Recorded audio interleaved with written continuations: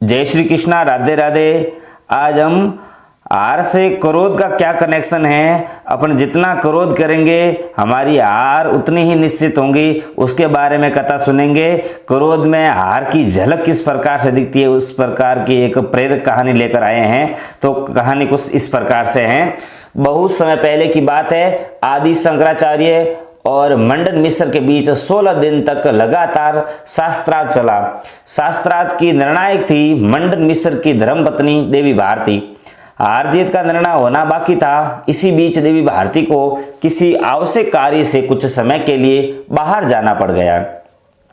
लेकिन जाने से पहले देवी भारती ने दोनों ही विद्वानों के गले में एक एक फूल माला डालते हुए कहा, ये दोनों मालाएं मेरी अनुपस्थिति में आपके हार और जीत का फैसला करेंगी।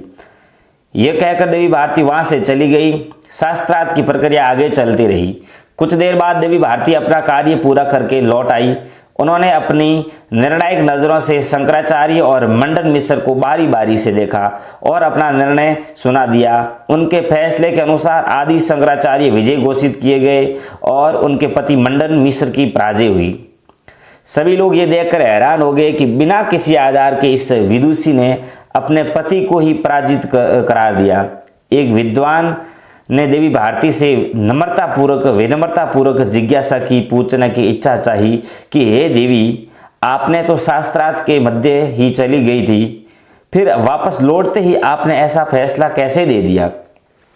देवी भारती ने मुस्कुराकर जवाब दिया, जब भी कोई विद्वान शास्त्रार्थ में पराजित होने लगता है और उसे जब हार की झलक दिखने लगती है तो इस वजह से वह क्रोधित हो उठता है और मेरे पति के गले की माला उनके क्रोध की ताप से सूख चुकी है, जबकि शंकराचार्य जी की माला की फूल अभी भी पहले की भांति ताजे है। इससे ज्ञात होता है कि शंकराचार्य की विजय हुई है।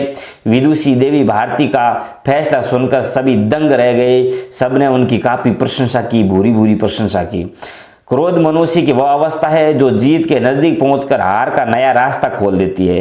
तो मित्रों, क्रोध न सिर्फ हार का दरवाजा खोलता है बल्कि रिश्ते में दरार का कारण भी बनता है। इसलिए कभी भी क्रोध को खुद पर हावी न होने दें। मित्रों, ध्यान रखें, क्रोध से भ्रम पैदा होता है, भ्रम से बुद्धि व्यग्र होती है। जब बुद्धि व्यग्र होती है तब तर्क नष्ट हो जाते हैं, नरक नजदीक आ जाता है। जब तर्क नष्ट हो जाता है तब मित्रों व्यक्ति का पतन हो जाता है और क्रोध में ही हार की झलक दिखती है। इस प्रकार हमें अपने जीवन में क्रोध नहीं करना चाहिए। किसी भी परिस्थिति में शांति से किसी विषय पर सोचना चाहिए, उसका हल निश्चित रूप से निकलेगा। आप सभी भक्तों से निवेदन है, हमारे इस चैनल को सब्सक्राइब करें और आगे से आगे भेजें।